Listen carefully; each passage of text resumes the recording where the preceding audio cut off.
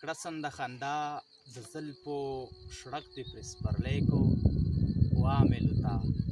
بل رنګه هوا په پرهرونو سترګو کې وینې د کام اوړي او راوړي وې نه کړه کومه ناروا په پرهرونو غزل دی چې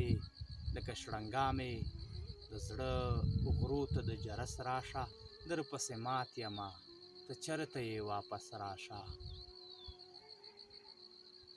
ماشومې هیلې مې د مرګ له خولې راوګرځوه ورکړه د خپلې لیونۍ سینې هرس راشه چې زلیخا دې شتمني مخې ته وغورځوي لکه یوسف دغه بازار کړه مقدس راشه